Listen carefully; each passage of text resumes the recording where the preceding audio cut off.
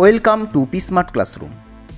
আজকের ভিডিওতে আমি ইংলিশ গ্রামারের অত্যন্ত ইম্পর্টেন্ট একটি টপিক নিয়ে আলোচনা করব। একটি মিনিংফুল সেন্টেন্স ক্রিয়েট করতে গেলে আমাদেরকে কতগুলো জিনিস মনে রাখতে হবে। সেন্টেন্স মেক আউট করতে গেলে যেরকম লাগে article, preposition, tends to verb, noun, pronoun, adverb, adjective, conjunction এবং সাবজেক্ট ভার্ব এগ্রিমেন্ট, এই কয়েকটি বিষয় জানা খুবই প্রয়োজন। যদি আমরা সঠিক উপায় জানতে পারি তবেই কিন্তু আমরা এরর কারেকশন করতে পারবো সেন্টেন্সে। না হলে আমাদের সেই এররটাকে খুঁজে বের করা কঠিন হয়ে পড়বে। তো আজকের ভিডিওতে আমি এরকমই 10টা সেন্টেন্সের কিছু এরর দেখাবো, যেগুলি কারেকশন করে আমরা বুঝে নিতে পারি কিভাবে মিনিংফুল সেন্টেন্স তৈরি করা সম্ভব। সেজন্য এই ভিডিওটি প্রথম থেকে শেষ অবধি সকলেই মন দিয়ে দেখো। আর যদি কোনো কোশ্চেন থাকে অবশ্যই ভিডিওর শেষে কমেন্ট বক্সে কোশ্চেনটি করে জানাও। তবে চলো আমরা দেখে নিই আমাদের আজকের আলোচ্য বিষয় স্পটিং দ্য এরর্স অর্থাৎ এরর কারেকশন।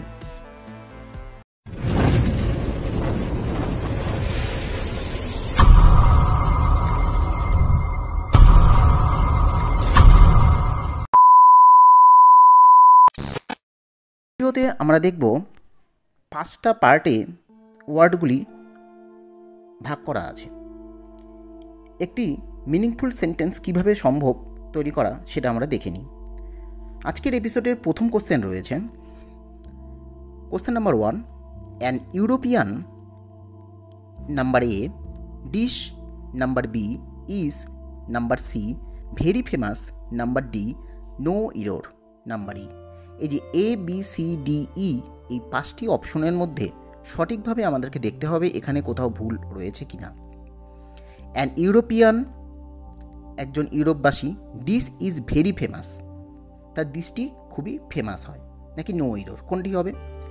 এখানে আমরা দেখতে পাচ্ছি এটি সিম্পল প্রেজেন্ট টেন্সে রয়েছে। এখানে অক্সিলারি ভার্ব ইজ ব্যবহার করা হয়েছে এবং ভেরি ফেমাস অবজেক্ট হিসাবে ব্যবহার করা হয়েছে এবং ইউরোপিয়ান একটি নাউন হিসাবে ব্যবহার করা হয়েছে।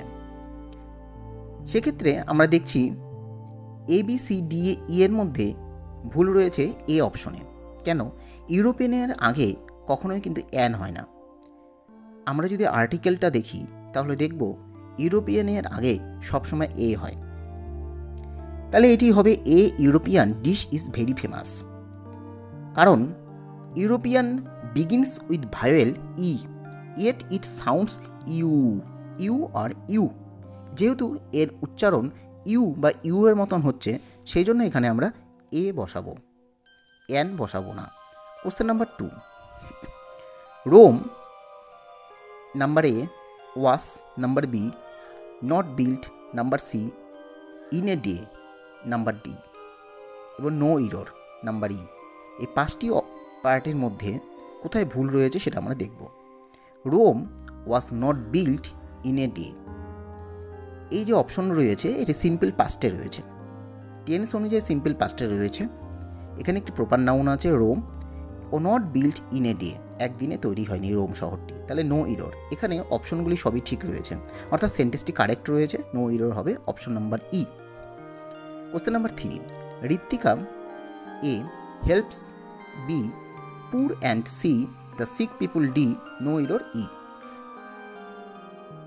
এই 5টি অপশন যদি আমরা দেখি, Ritwika helps poor and the sick people, নাকি নো ইরোর, এর মধ্যে ভুল আমরা খুঁজে পাচ্ছি কোথায়? অপশন নাম্বার সি, অর্থাৎ সি নম্বরের অপশনটি ভুল রয়েছে। কেন? Ritwika helps the poor and sick people, অর্থাৎ পুরের আগে সবসময় দা বসবে, দা পুর হবে, এখানে দা নেই, সেই জন্য এখানে অপশনটি সি নম্বর অপশনটি ভুল রয়েছে। Question number 4, the Swapna is a very beautiful girl, এখানে the Swapna A, is a very B, beautiful C, girl D এবং নো ইরোর ই। এই 5টি অপশনের মধ্যে 5টি পার্টের মধ্যে সঠিক কোথায় রয়েছে? এই অপশনটি ভুল রয়েছে, কোশ্চেন নাম্বার এ। কেন? স্বপ্নার আগে দা বসে না, কেন বসে না? Swapna is a very beautiful girl, এখানে the is not used before proper noun. মনে রাখতে হবে প্রপার নাউনের আগে কখনোই দা বসে না, সেই জন্য প্রপার নাউন স্বপ্না রয়েছে, সরাসরি হবে Swapna is a very beautiful girl. Question number 5, I saw an 1 rupee note on the road, অর্থাৎ আই এ, স হচ্ছে এখানে বি নম্বর আছে, an 1 rupee note C, not the road, on the road হচ্ছে D, no error. তাহলে আমরা দেখতে পাচ্ছি এখানে কোথায় ভুল রয়েছে। এই 5টি অপশনের মধ্যে ভুল রয়েছে সি, অর্থাৎ 5-এর সি অপশনটি ভুল রয়েছে। কেন? কারণ আমরা জানি I so A 1 rupee note, 1 rupee নোটের আগে অ্যান কখনোই হয় না, এ হয়। কেন হয়? I saw a 1 rupee note on the road, এটি হবে সঠিক উত্তর, অর্থাৎ ভুল রয়েছে সি।